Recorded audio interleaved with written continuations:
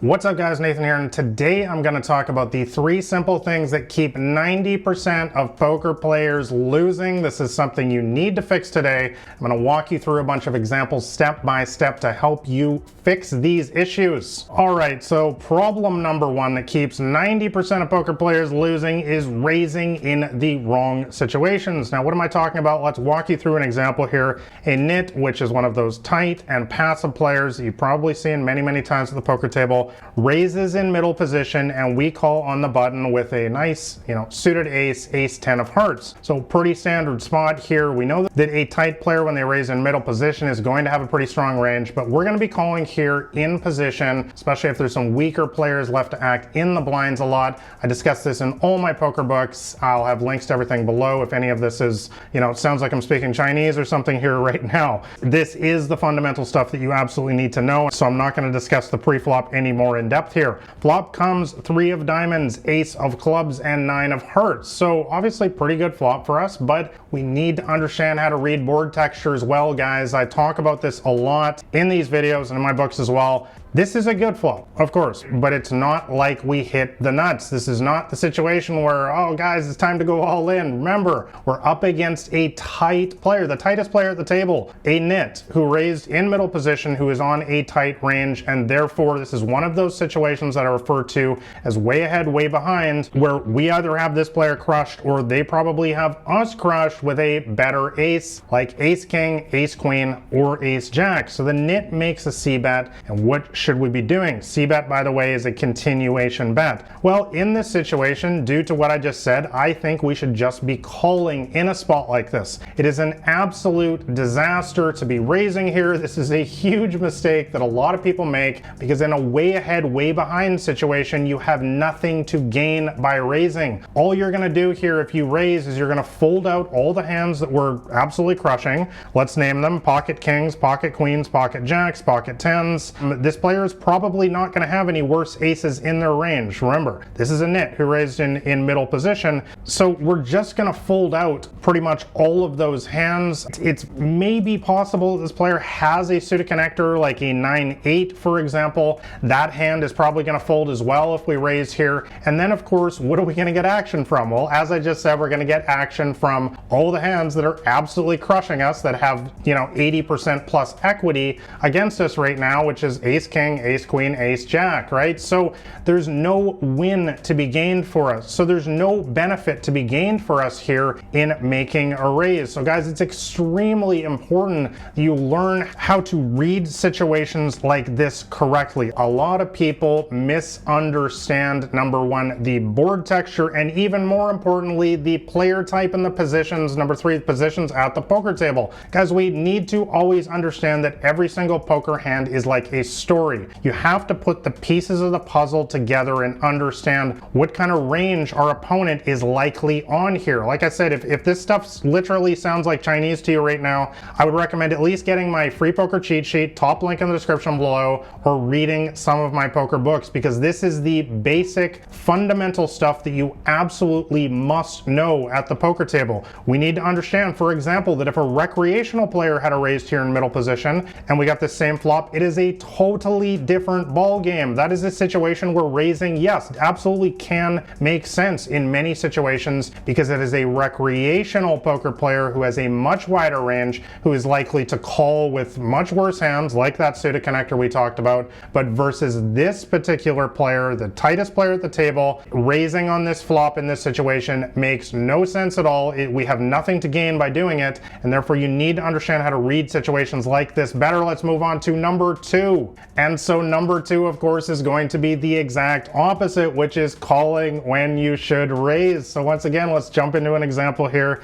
A tag, tight and aggressive player raises in middle position, and we decide to make a call on the button with a nice suited connector, 10-9 of spades in this situation. Now, again, it's a pretty standard routine pre-flop spot here. I'm not going to go into the specifics here. It often depends on who's left to act in the blinds here, and understanding that the button, of course, is the strongest position at the poker table. So we're going to be calling with a wide range on this particular seat at the poker table in order to outplay this person and hopefully get involved in some pots with some rec players left to act in the blinds. Anyways, the flop comes down with a 4 of spades, king of spades, and 9 of hearts. Really, really nice flop here. Not only do we have middle pair, but we have the flush draw as well. The tag, tight and aggressive player, makes his continuation bet, and what should we be doing in a spot like this? Well, guys, this is absolutely a situation where you should be raising.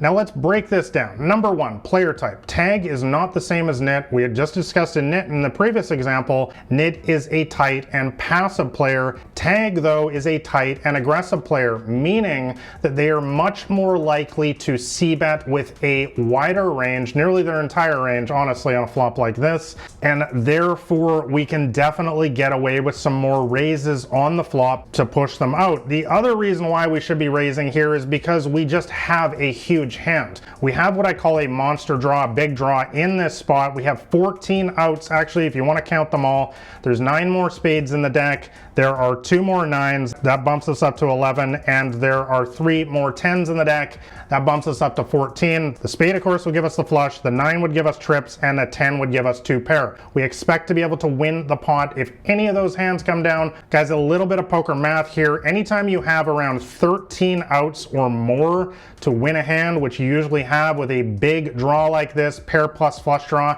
that hand statistically is going to be at least a coin flip against top pair. Meaning if this player had king queen, for example, here with a 14 out draw, we're actually going to be a small favorite against that hand in this situation here. So when we raise here, it's for value. We're not bluffing. We actually have statistically the best hand right now, even if this player has top pair. And of course, we know that this player has many, many more hands besides just top pair here. We just discussed that this is the kind of player that's going to c-bet a lot in this situation with all sorts of stuff like a missed ace queen, for example, you know, a jack 10, a pocket 5s. Again, this player is going to have a very, very wide range. And if they have a hand, you know, like a middle pair type hand, we're going to be a huge favorite actually against that hand. And so with a lot of those kind of hands, they're just going to throw away their hand and we're going to win the pot right now. So this is an absolute slam dunk, no-brainer situation to raise instead of call. Calling is not terrible here, guys, but again, this is reading the board texture correctly, understanding the positions at the poker table once again, and of course the player type. Tag is a lot different than nit. We definitely want to be raising a lot more loosely on the flop, and certainly with a big draw, guys, you can almost never go wrong with raising. This is one of the best situations to increase your aggression.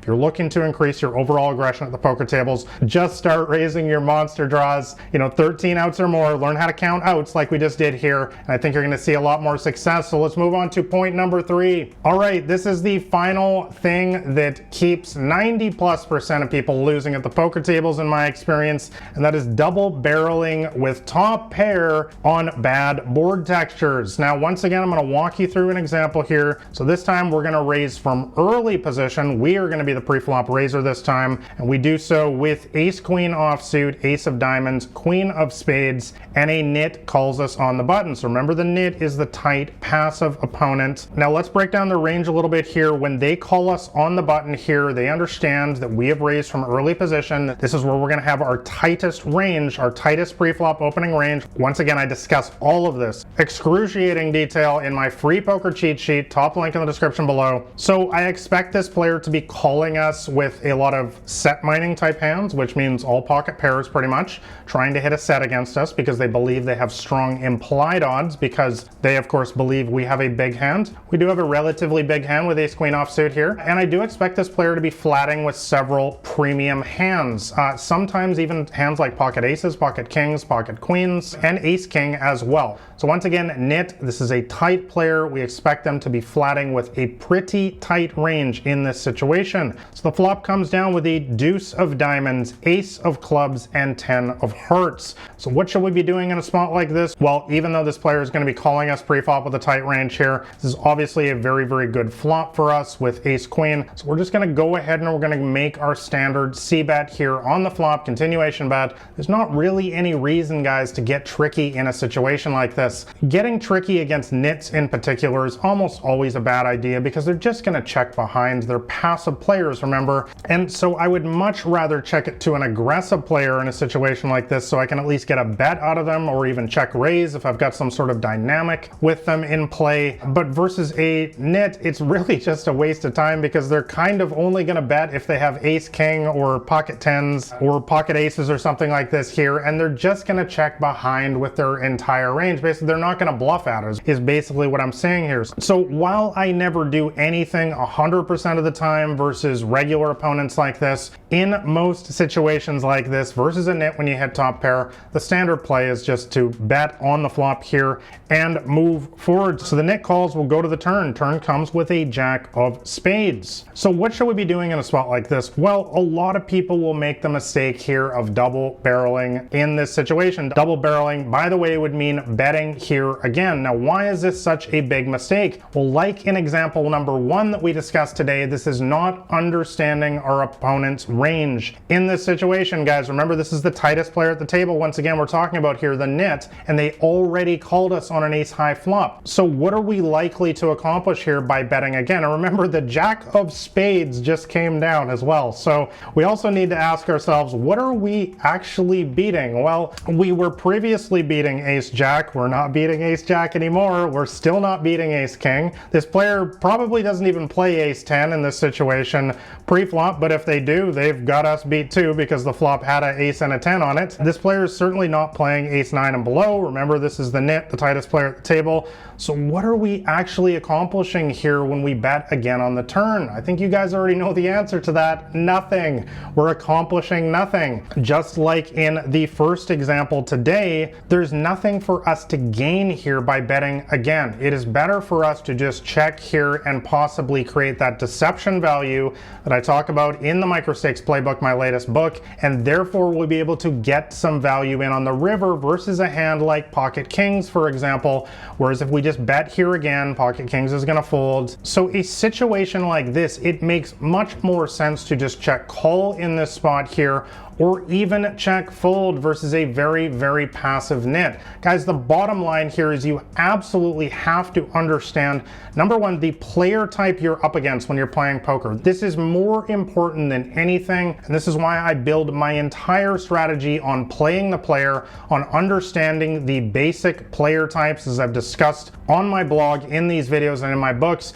You have to be able to categorize your opponents and understand when you're up against a nit, a tag, a lag, a whale, a maniac, and so on. They all have very distinct play styles, and they all have very distinct ranges in specific situations, and you need to tailor your approach to the specific player you're playing against on the specific board texture, as we just discussed, so you can actually ask yourself the pertinent questions like, if I bet here, what worse hands call? As we just saw it here in this hand, there are no worse hands that can call us. And of course, we don't need to bluff because we have top pair with a good kicker. So what on earth would be the point of betting here? There is no point. We should just check, therefore, and hopefully be able to get some value in on the river instead. So guys, let me know if you make any of these 3 mistakes in the comments below. Make sure you like and subscribe if you want to see more poker strategy videos like this. This has been Nathan Williams with BlackRain79.com. I will catch you guys next week.